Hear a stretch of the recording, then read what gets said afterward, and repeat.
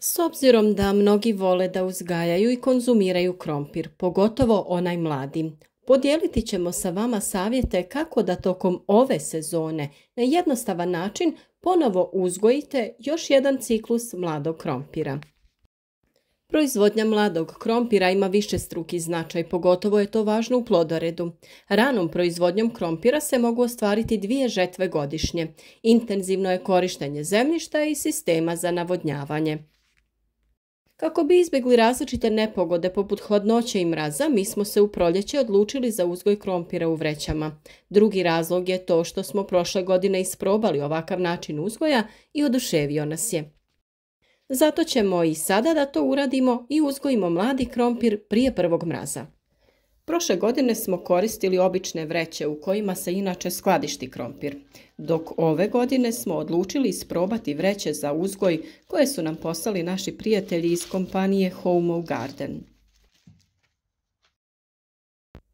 Za ovakav način uzgoja možete koristiti bilo što vam je dostupno, vreće, vazne, posude, kante i sl. Ali opet, ove namjenske vreće imaju posebnu funkciju. Vreće su inače izrađene od visoko kvalitetnog filca i pružaju izvrsnu prozračnost i održavanje temperature. Plastične ili metalne posude ne omogućavaju pravilnu cirkulaciju zraka. Ljeti se supstrat u njima brzo zagrijava, dok tkanina za sadnju omogućava stalnu cirkulaciju zraka, što je naravno puno bolje za biljku. Kada poberete plodove, vreće jednostavno istresete, očistite, složite i pospremite. One su izrađene od ekološki održivog materijala i mogu se koristiti više puta. Prvi korak je da pristupimo pripremi i rezanju sjemena. Krompir se obavezno reže tako da se pazi da na obje polovice imamo barem jednu klicu. Klice ne bi smjele biti duge i izdužene, nego kratke i deblje.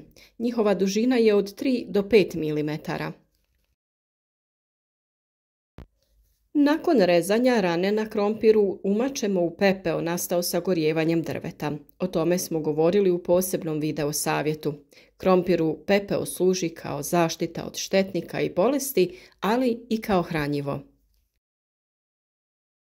S obzirom da za uzgoj krompira ipak trebamo malo veću količinu zemlje, koristiti ćemo dio vrtne zemlje u koju ćemo radi strukture dodati malo kupovnog supstrata. Prvo smo na dno stavili običnu zemlju, oko 10 cm. Nakon toga ide sloj pregorjelog stajnjaka, komposta ili glistinca, koji ponovno prekrijemo zemljom.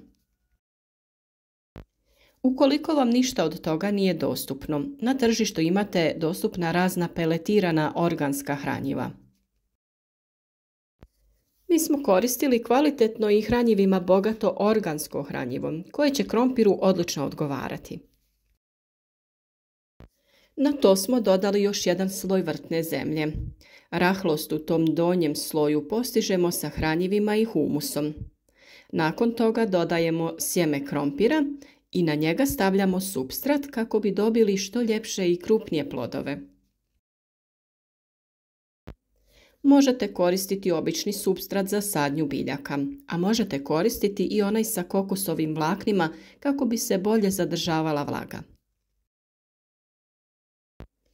Na sjeme stavljamo 5 do 10 cm zemlje. Ne treba previše jer ćemo, kako zelena masa bude rasla, dodavati nove slojeve zemlje, kao što to radimo zagrtanjem prilikom uzgoja na otvorenom. Nakon sadnje sve obilno zalijte. Mi najčešće sadimo krompir u sloj supstrata debljine 20 cm, a nakon toga dodajemo još 2 ili 3 puta novi sloj od 10 cm.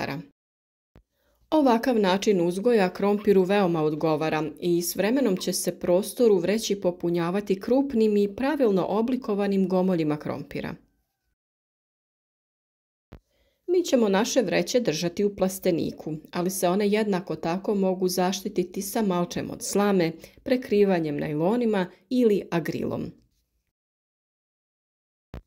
Na ovaj način se može uzgajati i kasni krompir te razno drugo povrće.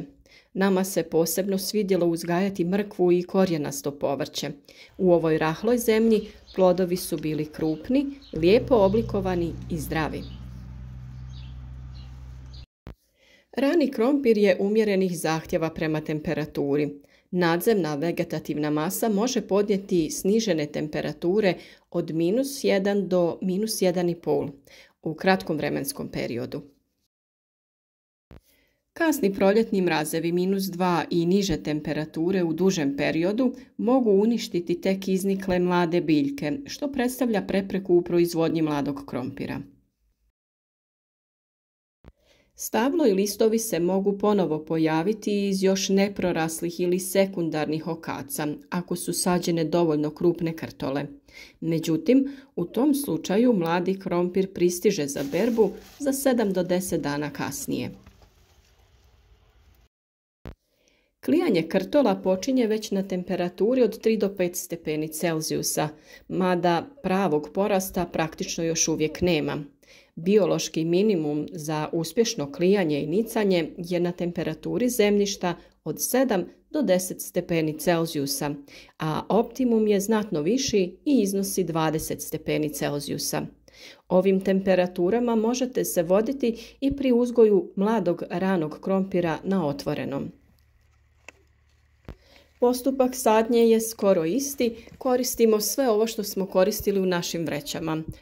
Rezane krtole tretiramo sa pepelom, u gredice koje smo iskopali malo dublje stavljamo stajnjak, prekrijemo ga zemljom, redamo naše krtole i zagrnemo sa zemljom.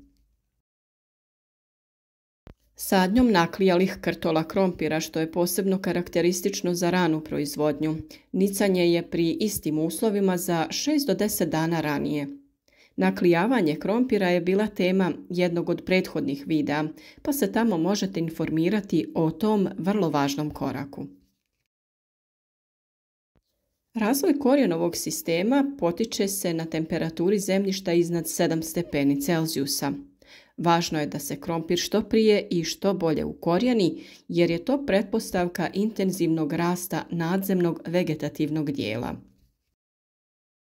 Naime, dobro ukorijenjene biljke su otpornije na sušu, bolje usvajaju hranjiva iz tla, stvara se veći broj izdanaka, pa i veći broj stolona, što povećava broj krtola po kućici, a time i prinos po biljci i jedinici površine. Optimalna temperatura za intenzivan rast u fazi razvoja i početka cvjetanja je od 16 do 20 stepeni Celzijusa. Vrtlarenje na ovaj način nam omogućava da sadimo biljke na prostorima gdje je to nemoguće. Na primjer, ako želimo uzgajati povrće na tvrdim podlogama, to jednostavno možemo napraviti pomoću vreća za uzgoj voća i povrća. Postoje vreće raznih oblika i od raznih materijala, ali za to možemo iskoristiti i vreće koje nisu striktno namijenjene za to.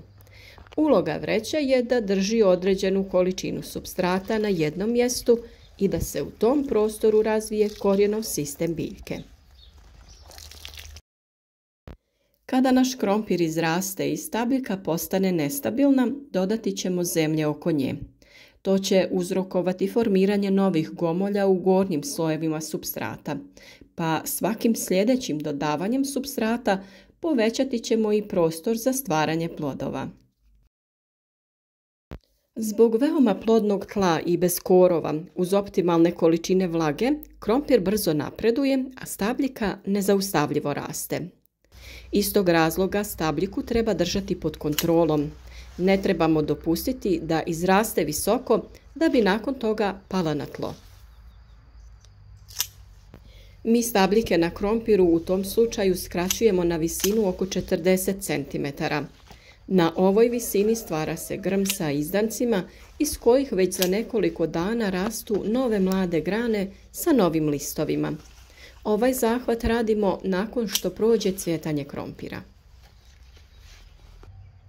Na taj način kontroliramo rast biljke i štedimo na prostoru. Osim toga, listovi koji su blizu tla mogu se lako razboliti zbog vlažnosti. Nakon vađenja, supstrat koji smo koristili u jednoj sezoni možemo iskoristiti opet za sijanje nove kulture. Opet ga obogatimo glistenjakom ili nekim drugim hranjivom i posijemo neku kulturu koja je kraće vegetacije. Krastavac, grašak, boranija ili neko zeljasto povrće idealno je za to.